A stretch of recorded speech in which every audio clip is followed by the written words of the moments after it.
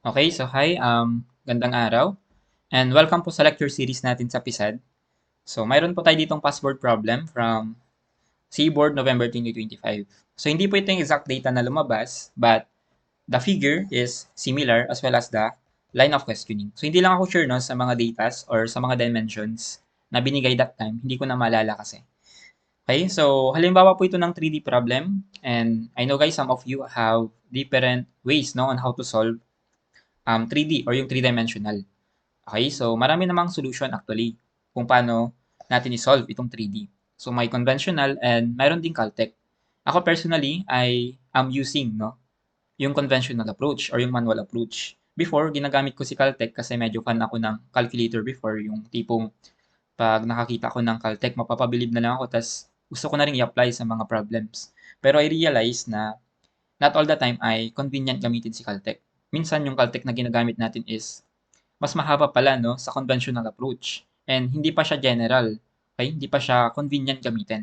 So, napag-isip-isip ko na mas okay pala if yung manual approach na lang yung gamitin sa mga 3D problems. Okay? So, dito guys, for this example problem, I'll going to show you two solutions. So, hindi ako magkakalte guys, na hindi ako mag-matrix, hindi ako mag-vector. For the first part guys, ang ituturo kong away sa inyo is yung LOS. Okay? So, LOS. Sulat ko lang no. Or dito no, gagamit po tayo ng line of sight. Ayan, so line of sight or LOS.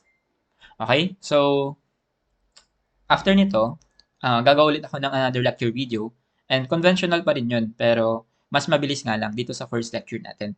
So, baka humaba tong first lecture natin kasi didiscuss natin yung concepts, ganun. And conventional approach siya. Kaya baka humaba yung ating lecture series. Anyway, I hope na may matutunan kayo and try natin i-solve tong problem na to. Dami ng intro, no? So, for this situation, guys, basahin ko lang. Sabi dito, the lamppost shown is supported by two cables. So, mayroon daw po tayong lamppost. Ito yung lamppost natin. And we have here cable AC and AB. Okay? And then, an applied force P, we have here a force P that acts along the x-axis. So, ito po yung x-axis natin. And, ayun, along x po yung direction ng force P po natin. And as we can see here, yung force P po natin is directing towards our positive x. Okay, so ito yung positive x po natin. And then, sabi dito, neglect the weight of the pole. So supposedly, may weight po itong pole natin or yung kanyang self-weight. Pero sinabi naman sa problem na, neglect po natin siya. And nung lumabas din ito, wala din namang binigay na weight po nung pole. Okay? So ito yung mga dimensions natin. And binigay din po yung force P, that's 4 kN. So lagay ko lang, no? We have here yung force P na 4 kN. Okay, so given din po yung mga dimensions, lagay ko lang. X1 is 6 meters. And X2 po natin, that's 4 meters. And Y natin is 6 meters. And Z2 po natin is 5 meters. Lastly guys, ang Z1 po natin is ayan, 2 meters. Okay, so nakompleto na yung mga dimensions natin. I hope na nasundan nyo guys. And then, ang tanong po sa atin, una we have, ano daw po yung tension natin sa cable AB? Pangalawa, ano daw po yung tension natin sa cable AC? And then pangatlo, if the tension in the cable is limited to 3 kN, determine the allowable force P. Guys, focus muna tayo dito guys sa first and second question. So, ang tinatanong po sa atin dito ay, ano daw po yung tension sa may cable AB as well as AC? So, guys, since ito po ay tension, alam natin na from our equilibrium, we discuss about yung kung paano mag-draw ng free body diagram. And dito, once we cut our cable, alam natin na cable can only resist tension. So, basically, guys, ito pong cable AB natin, if we cut that, ay mapapalabas po natin yung kanyang internal force. Okay? So, here, internal force AB or yung TAB. Okay, so TAB po ito. And again, guys, tension po siya. So, itong TAB natin is acting away from our point or common point, and that's point A. Okay? And then, dito naman we have yung TAC. Ayan. So, dito guys, sa LOS or line of sight, ay ang ginagawa po natin is, ginagawa po natin siyang 2D. Okay? So, from 3D, ay naglalagay po tayo ng line of sight. For example, dito, line of sight dito, and dito rin sa Z, para ma-convert natin siya into its equivalent 2 dimension. Okay? Para ganun yung magiging analysis natin. So, sundan nyo lang guys, no? Kasi medyo procedural itong solution nito. Okay? Pero before tayo makapag-LOS, ang mahalagang kailangan nating makuha is yung distance or components nitong ating tensile force. Okay? So may dalawa tayo ditong tension, that's TEB and TEC. Okay? So ang first step na gagawin natin dito is kunin po natin yung distances, no? Lagay ko lang, and components. Okay? Or distances na lang. Ayan. So guys, since ito po ay naka 3D, hindi po basta-basta, no? Hindi po natin basta-basta makukuha yung length po nito. Okay? So, kailangan nating dumaan sa X, sa Y, and Z axis since naka 3D nga po. So, dito guys, lagay ko muna, we have here yung AB natin or cable AB.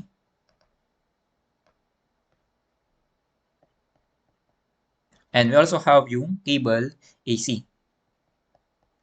Ayan.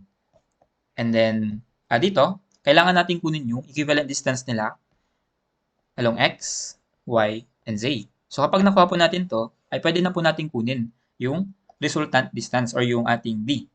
So, dito we have yung D na mamaya makukuha natin once we solve our X, Y, and Z. So, the question is, paano natin kukunin si X, si Y, and Z distance ng ating cables? Okay? So, focus muna tayo dito sa cable AB natin. So, zoom ko lang, no? Ayan. So, kapag kumukuha po tayo ng distance, take note po natin na from head to tail po yung approach natin. So, from head to tail. Tama ba? Or from tail to head pala, baliktad. So, from tail to head.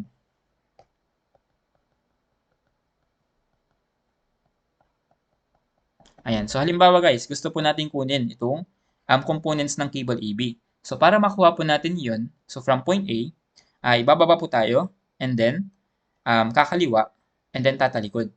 Okay? Pero hindi lang po yun basta-basta. Kasi may kailangan po tayong consider na sign convention. So, ano po yung sign convention na yun? So, parang ano lang guys, para lang tayo ditong nasa Cartesian plane. So, kapag 2D, di ba? Ito po yung ano natin. Ito po yung X and Y natin. So, here X and Y. Okay? So, here yung Y. Dito naman, we have yung X. Okay? And dito guys, inassume natin na itong nasa taas is si positive. And then, nasa right naman is si negative. So, basically, dito sa left, we have yung negative X. And then, sa baba naman, we have yung negative Y. Okay, so ganun din dito guys. Pero since 3D na po ito, mayroon na po tayong additional axis. And yan po yung Z-axis natin. So ito po yung Z natin. So itong nasa taas naman, or nasa likod, ito pong nasa likod natin is considered as our negative Z. So dito we have yung negative Z. And then, sa harap naman is si positive Z. Okay, so here, negative, positive to guys, no? Kamali ako kanina. So here, positive X sa right, positive Y sa taas, and then, positive Z naman sa harap. Ayan, so tandaan natin to guys, no? Ito pong sign convention na to. Okay? So actually, okay lang na mapagbaliktad. Halimbawa, ang gawin nyo ay negative dito, and dito rin negative. Okay lang po yan, basta consistent po kayo sa sign convention natin. And kapag ginawa nyo yun, dapat positive po itong mga to. Okay? So again, wala po tayong general dito, basta consistent po yung solution natin. Ay, okay lang po yun. Okay? So, medyo mahaba natin, no? Sige, kunin po natin yung components nito. And again, para makuha natin from head to tail po, or from tail to head, nagkakamali ako lagi. Tail to head po yung pagkuha natin. So, from point A, okay? So, from point A, AB muna tayo guys, no? From point A, bababa po tayo. So, since bumaba, no? That's negative Y. Okay? So, lagay ko lang. So, from point A, bababa po tayo dyan ng anong distance? Papunta dito sa origin. So, we have here 6 meters. Or, since siya po ay pababa, basically, negative 6 po yung y distance natin. Okay? So, sa AB po tayo, and then nakuha natin si y. And since pababa, that's negative 6. So, basically, here we have negative 6. Ayan. So, next naman, since nandito na tayo, ay kakaliwa naman po tayo ng anong distance to guys? We have 6 meters ulit. Okay? So, kakaliwa po tayo ng 6 meters. So, kaliwa. And then, as you can see guys, since ito po ay pa-left, ito po yung pa-left natin, siya po ay negative. Okay? So, negative x po tayo dito. So, negative 6 po yung distance natin for x component. Okay? And lastly, for our z component naman, ito po yung z-axis natin, ay tatalikod po tayo ng 2 meters. Okay? So sa z natin ay 2 meters, pero take note na tatalikod po tayo. So basically, we have here negative 2. Okay? Ayan. So before natin kunin tong distance, ay kunin muna natin yung sa AC. I hope guys na nasundan nyo po itong pagkuha natin. Actually guys, kapag nagbe-vector kayo, same lang po yung makukuha nyo dito, pero mas mabilis to. Itong approach na ito. Tail to head. Okay? So again, para makuha po natin itong components ng AB, bumaba po tayo ng negative 6 meters. Kumaliwa po tayo ng negative 6 meters. And then, tumalikod po tayo ng negative 2 meters. Okay? Susundan nyo lang itong sign convention po dito. Okay? So, next, AC naman po tayo. Asan ba yung cable AC natin? Ito. Ito po yung cable AC natin. So, para makapunta tayo dyan, guys, ay, of course, bababa po tayo sa origin natin. So, negative ulit, no? So, here, um, negative 6 yung ating y. So, negative 6 po dito. And then, haharap naman po tayo. Yan. So, harap po tayo ng positive 5. So, paharap. So, basically positive. So, and that's yung z-axis natin. Okay? So, z-axis po yun. So, from the origin, dito po nag-end yung ating head, ay pupunta po tayo dito sa may point na ito. And that distance is positive 5 meters. Okay? So, I hope na nasusundan. So, positive 5 po ito. Ayan. Ayan. So, ito po ay positive 5. And siya po ay nasa z-axis. And then, para makapunta po tayo dito sa may point C, ay kakaliwa po tayo ng negative 4 meters. Okay? So, kaliwa ng negative 4 meters. So, basically dito we have negative 4 meters. Okay, so pwede na natin kunin yung distance po nila. So, para makuha yan, ay apply lang po natin yung Pythagorean theorem. So, ang d po natin, equal lang yan sa square root ng x squared plus y squared plus z squared. So, try natin. Open ko lang yung calcu. Ayan.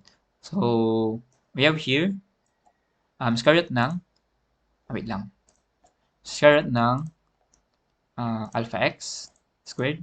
Para ano na lang, no? Para calc na lang mamaya. Hindi na natin i-type isa-isa. Plus y squared plus m squared. Okay?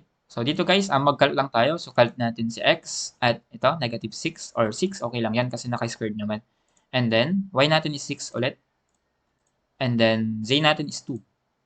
Okay? So, ang lalabas po dyan ay 2 square root ng 19. So, here, 2 square root ng 19. Or ito guys, no, store na lang po natin siya sa B. Okay? So, store po natin yan sa B. So, shift, store at B. Okay? So, nasa B na po yan. And then, balikan po natin yung syntax natin dito. And then, mag-calculate tayo for our cable AC.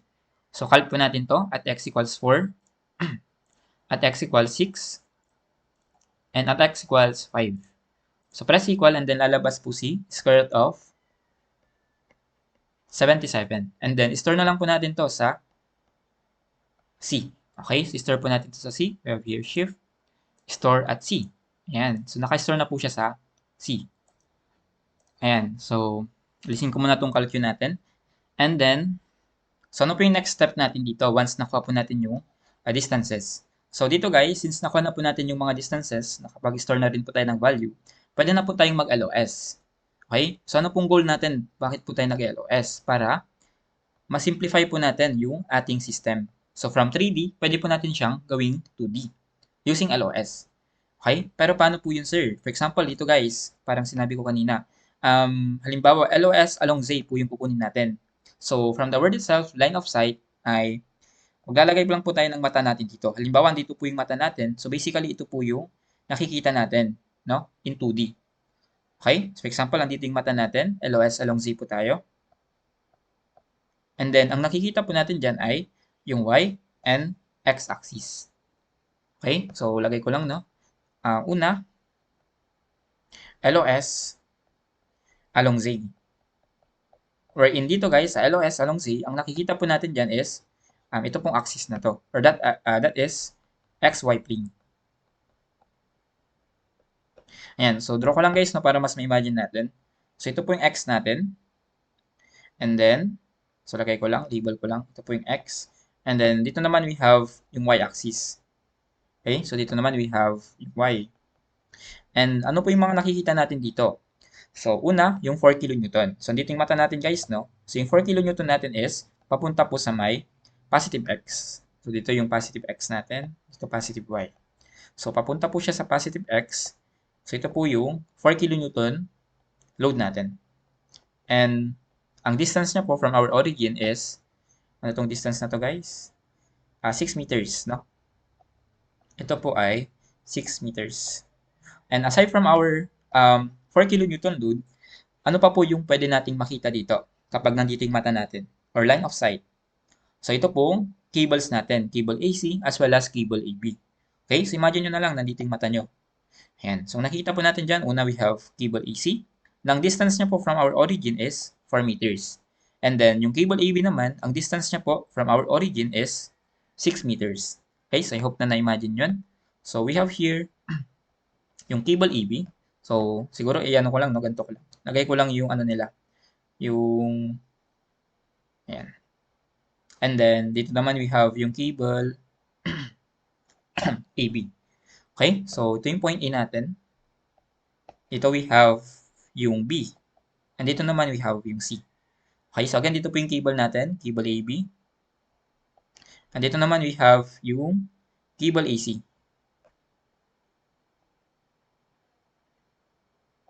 Ayan. And then, ang distances po natin dito, we have 6 meters. 6 meters po ito. And then, itong distance naman po from C to our point O, tawagin na lang pala natin ito as point O guys, no? So dito we have point O ay 4 meters naman po ito. Okay, so again, we have here 6 meters. And dito naman we have 4 meters.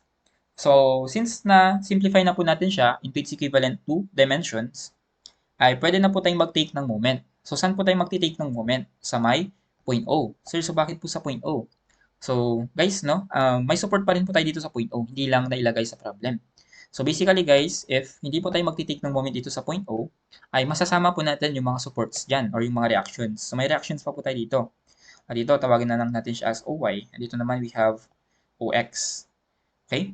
So, para ma-reduce po natin or para mas mapadali yung analysis, mag-take na lang po tayo ng moment dito sa may point O. Pero, hindi po tayo basta-basta makakapag-take po ng moment. So, bakit sir? Kasi po, as we can see, si 4 kN lang po yung mayroong perpendicular distance dito sa may point O. So, how about si cable AB as well as si cable AC? So, hindi naman po natin sila pwedeng i-take ng moment ng naka-incline. So, basically guys, ang gagawin po natin dito is, kukunin po natin yung components po nila. Okay? So, for cable AB guys, kunin po natin yung components nito. Basically, we have here to the left, tsaka downward. And might as well dito rin sa cable AC po natin. Pero magandang gawin natin dito is, gamitan po natin ng tinatawag na principle of transmissibility. Okay, so I hope na familiar pa kayo dito. Ayan. So, ano po itong principle of transmissibility naman? So, pag sinabi natin principle of transmissibility ay, pwede po nating padaanin, no? Ito pong ating tensile force sa line of action po nung ating cable. So, ito po yung line of action ng cable natin. And then, pwede po nating i-transfer itong cable AB dito po sa may baba.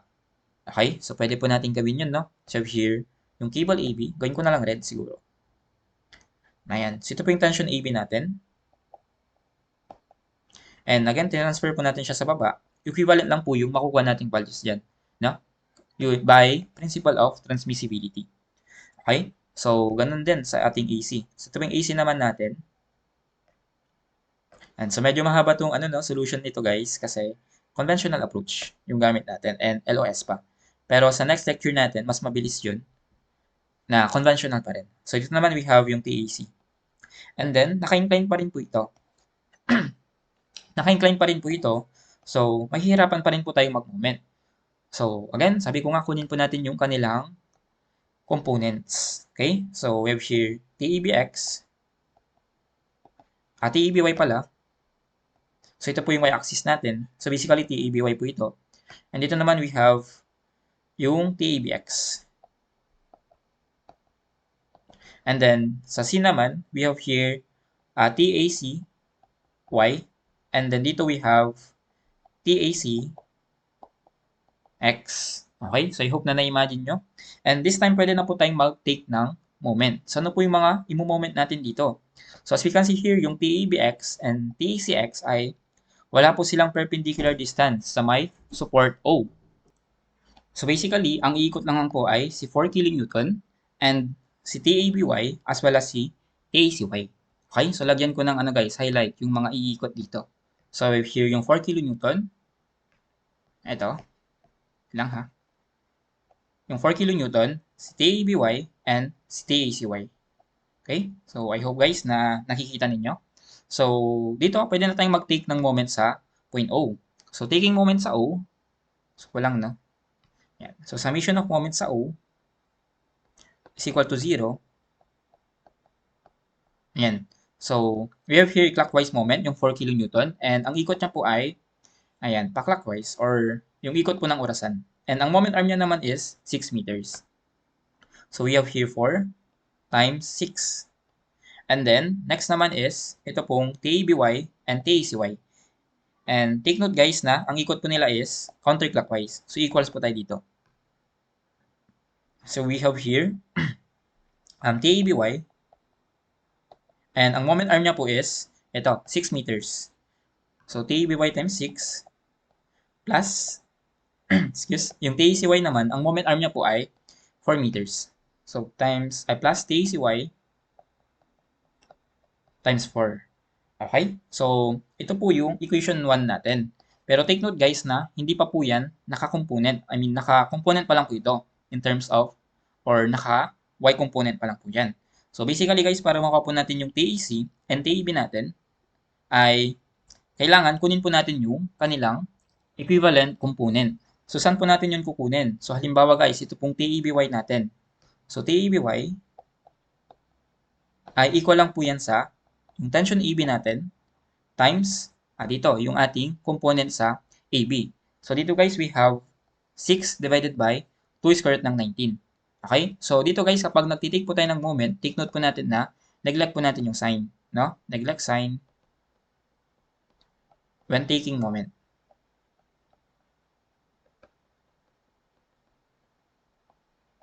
So, ano po yung sign natin po dito? Ito pong sign natin sa my table. Okay? So, ito pong mga negative dito ay inelegect lang po natin yung mga yan. So, TAB times, ayan. So, ano po yung component ng AB? We have here, since y po ito, 6 divided by 2 square root ng 19. Wherein ito guys, naka-store na po ito sa B. So, basically dito we have 6 divided by yung naka-store sa B. And then, ang moment arm niya ay 6. No? Okay, plus, TACY naman po tayo. Yan. So, TACY natin ay we have TAC times yung y component po natin is 6 ulit. Ayan, ito pala yun, no?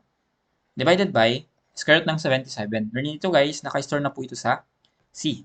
So, basically, we have here 6 ulit divided by yung naka-store po sa C. And then, wag po natin kakalimutan yung moment arm na 4. Okay? So, times 4 pa po ito. Okay? So, simplify natin yung equation. Ba't ganyan? So, inano ko pala, no?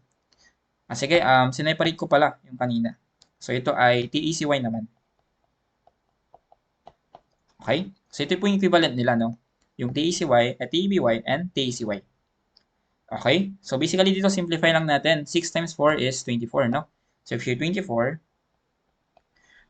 is equal to TEB times 6 divided by square root ng B, divide B times 6 plus TAC times 6 divided by C times 4. So, ito na po yung equation number 1 natin. Okay? So, equation number 1. So, lagay ko lang na ito po yung equation 1.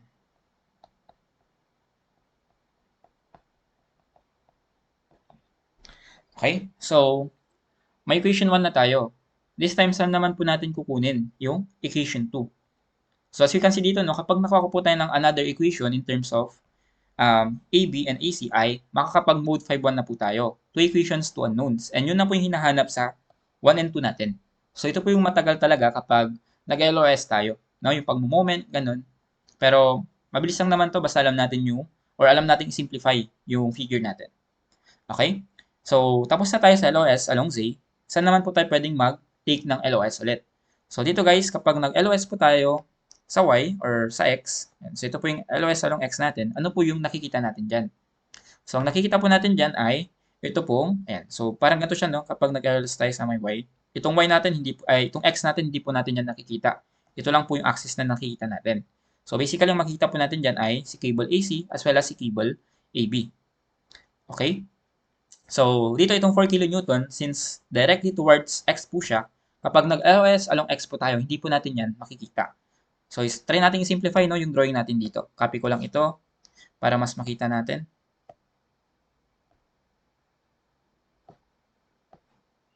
Okay lang guys ha, copy lang natin.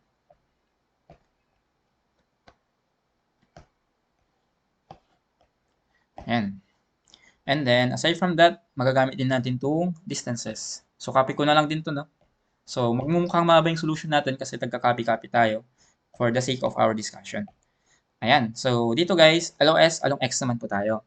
So, number 2 na gagawin natin is LOS along X. Wherein dito guys, ang nakikita po natin is, again, yung Y and Z. So, YZ plane.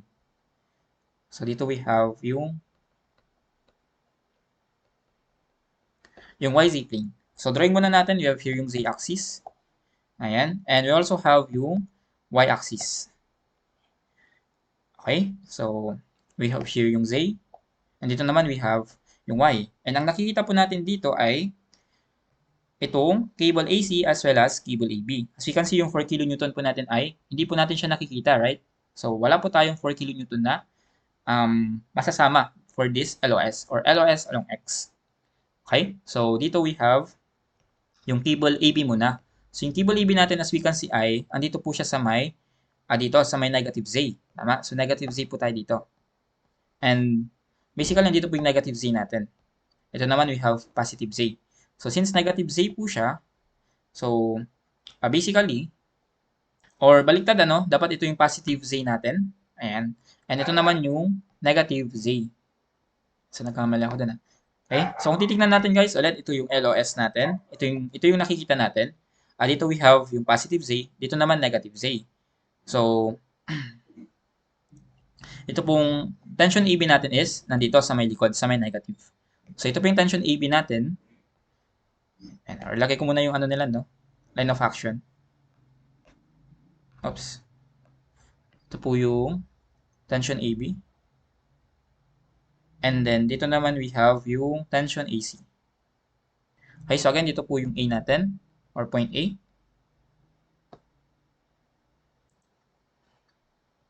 Okay, and dito naman we have yung B.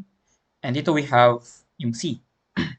And then, yung distances po nila, ito pong AB natin is, ang Z distance niya po ay, ito, 2. So, dito we have 2.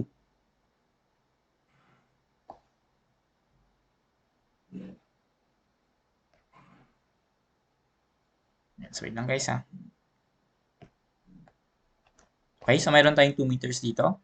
And dito naman we have, sa AC naman po, ay ito, 5 meters. Ayan. So again, ito po yung tension AB natin. Lagay ko lang ulit. And dito naman we have yung tension AC. And again guys, hindi po tayo makapag-take ng moment basta-basta. Okay? Kasi kailangan po natin silang i-component. And para mas mapadali, since ito po yung component niya, ay transfer muna natin sila, no? By the principle of transmissibility. Okay? Pwede po natin transfer tong cable AC dito. And then, ito namang cable AB natin ay pwede po natin transfer dito. So, TAB dito, and dito naman we have TAC. Okay? So, we have here yung kanilang Y component. That's TACY. And dito naman we have yung TAC Z naman, kasi nasa Z axis po siya. Okay? And dito rin we have TABY. And we also have yung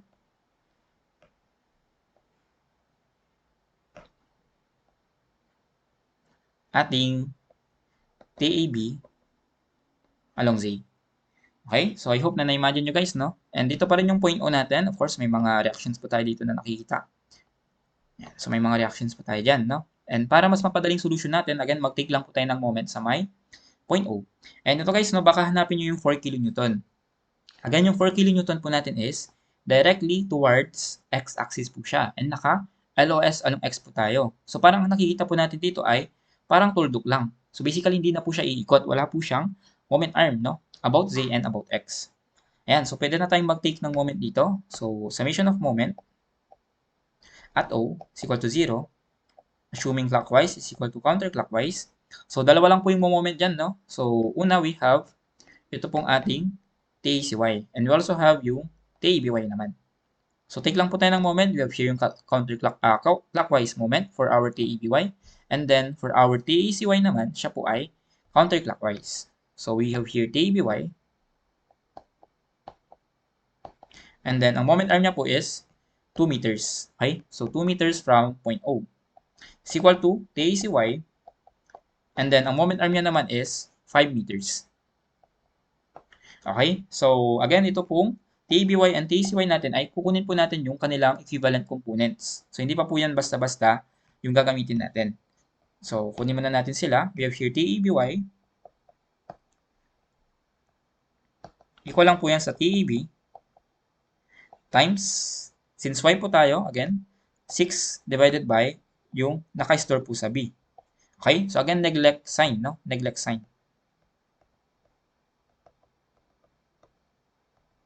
Ayan. And then, next, TAC, Y naman, ay TAC times 6 divided by yung naka-store po sa C. So, substitute lang po natin, no? Pero before we substitute, ay rearrange muna natin to. So, rearrange natin yan. We have here TAB, Y times 2, minus, so transpose na lang po natin itong TACY sa kabila, minus TACY times 5 is equal to 0. Okay? So, substitute muna natin. We have here TAB times 6 divided by yung naka-store sa B times 2 minus TAC times, 6 divided by yung naka-store sa C times 5 is equal to 0. And ito na po yung another equation natin. So, as you can see, no, nakabuo na po tayo ng 2 equations. So, mamaya mag-mode 5.1 na lang tayo, 2 equations, 2 unknowns, ay masasolve na po natin yung required. So, ito naman yung ating equation number 2. Okay, so I hope na nasundan nyo guys. Medyo mahaba talaga no, yung LOS na solution. Pero, again, conventional siya. And pwede po siya sa lahat. Ganun. Kaya mas okay pa rin sa akin to kahit na mahaba. Ay, at least, kahit na anong problem yung iba to sa inyo, ay pwede nyo gamitin ito. Okay, pero huwag kayong mag-alala guys, no, kasi mamaya may tuturo naman ako mas mabilis. So, copy ko lang to. Add lang ako ng page, no? Para makapag-mode 5.1 na tayo. Okay, ito equation 1 natin. And so, ayusin ko lang pala itong equation 1 natin.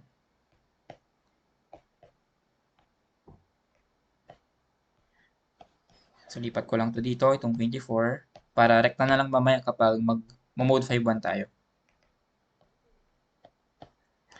Okay, so ito equation 1, and yung kakakuha nating equation is yung equation number 2 naman. So, copy ko lang siya.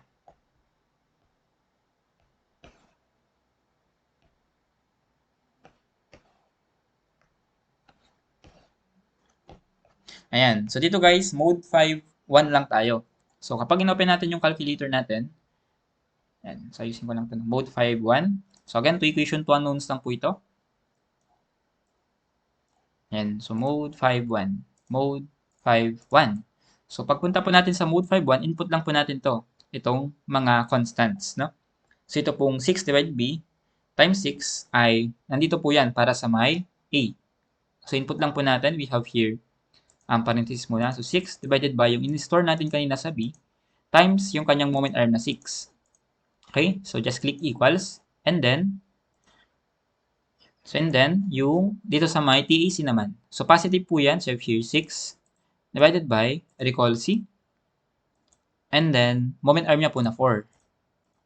Okay? And you also have here yung 24. And then next, proceed naman po tayo dito sa may second equation natin. So, for our second equation, again, input nyo lang po itong constants. We have here 6 divided by, recall B, times 2. Okay? And then, proceed po tayo dito. We have negative 6 divided by, recall C, times 5. So, negative po yan guys, no? Huwag nyo pong i-neglect itong sign dito kapag nagmo-mode 5-1 po kayo. So, 6 divided by, recall C, times 5. Okay? And then, dito we have yung 0. So, expect natin, no, na kapag ano po yung lumabas dito na tension, ay yun na po yung sagot natin. Okay? So, again, mode 5-1 po ito. Hindi ko na nilagay, guys, yung input sa calculus kasi pinakita ko naman sa screen. Pero sundan nyo lang to, yung ginawa natin kanina. Itong mga in-inputs po natin. So, click equal, guys. Mapapalabas po natin si tension sa AB. So, basically, tension po natin sa AB is equal to, ayan, 4.588 kN.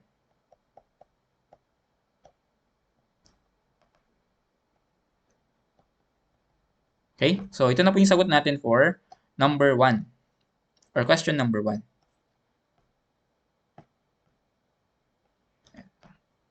And then, click nyo lang po ulit yung equal and then lalabas po this time yung sagot natin for TAC. Okay? So, ganun lang guys. For TAC naman, yung tanong po natin sa question number 2, equal lang po yan sa ano to? 1.847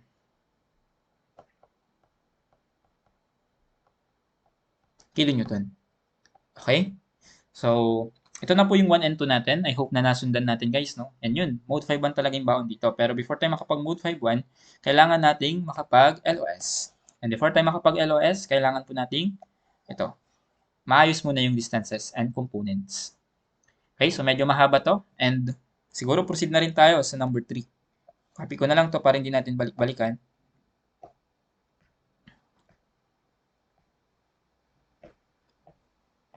Ayan. Okay, so number 3 po tayo. For number 3 naman, lisin ko na itong calculate natin. So, sabi dito sa number 3, if the allowable tension in the cable is limited to 3 kN, so, T allowable po natin ay 3 kN.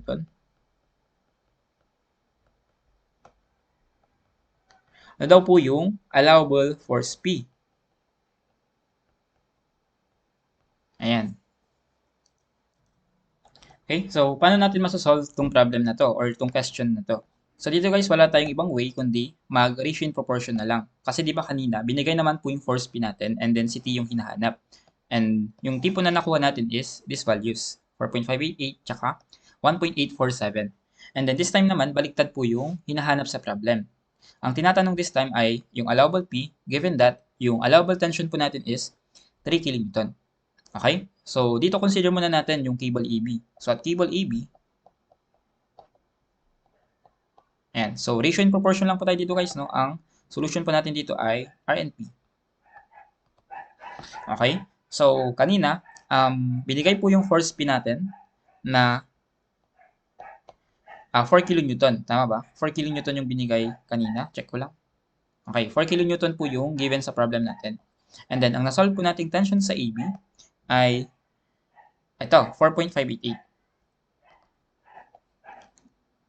Okay? So, T po natin is 4.588. So, equate lang po natin to guys sa force P na hinahanap. That's yung allowable force P. Divided by yung tension po natin or allowable tension na T 3 kN. Okay? Divided by 3. So, basically dito, shift solve lang po natin and masasolve natin si allowable load P. Pero hindi pa po yun yung sagot guys. Kasi i-compare pa natin siya sa cable AC. Pero as we can see dito, by inspection, makikita natin na si tension cable AB is greater than tension cable AC. So from that guys, parang pwede po tayong conclude no, na mas critical po sa may tension AB. Okay? So check natin if mas mababa nga ba yung allowable load P po natin if we solve or use ito pong mga parameters natin. And if that's the case, mapoprove po natin no, na mas critical nga sa AB, and then AB po yung i-consider natin na allowable load P. Okay? So, solve muna natin to para mas makita natin. So, we have here, okay? So, pwede tayong mag-shift solve or kung ano na lang yung trip nyo, no? Shift here 4, shift solve ko na lang. Divided by 4.588 is equal to, ayan, we have here yung allowable po natin, alpha x, divided by 3. So, shift solve lang po natin and masasolve natin si P allowable and that is 2.61. So, 2.61 kilonewton. Okay? So, ito na po yung sagot natin for, hindi pa pala, compare pa natin. So, at cable EC muna. So, for cable EC, guys,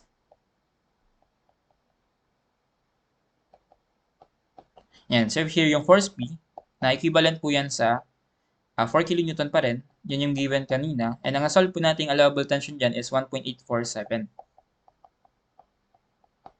And then, hinahanap po this time si P allowable if our allowable tension is 3 kilonewton. So, shift solve lang po tayo ulit and compare natin no, kung ano yung mas mababa na allowable load P. Takpan pala. Oops. Ilang. Ayan. So, shift solve po tayo ulit. We have here 4 divided by 1.847. So, feeling ko mas ano to na mas mataas. Kasi mas mababa yung ano niya eh, yung dinivide. So, shift solve lang po natin. And ang masasolve natin dito is, ayan, 6.497. So, basically dito guys, pwede natin conclude, and tama nga ba yung tama rin yung nasabi natin kanina na mas critical po sa may tensile cable AB natin. So, basically dito, ang sagot po natin is C. Naglalag. Ito pong ating allowable load P na 2.61. Okay? So, ito na po yung sagot natin for number 3. So, pwede rin guys, no? Huwag nyo itong i-solve. Pwede kayong magdepende dito. Okay? So, ito po yung alternative approach. I mean, yung manual approach natin or that is yung LOS approach for this problem. And meron pa tayong ituturo guys na another approach. Mas mabilis po yan. Hindi na kailangan mag-take ng moment. Ganun. Pero hindi po yung Caltech guys, no? Hindi po ako matrix and vectors dito sa 3D. Okay? So, thank you guys for watching and I hope na panoorin nyo yung next lecture natin kasi mas mabilis po yan.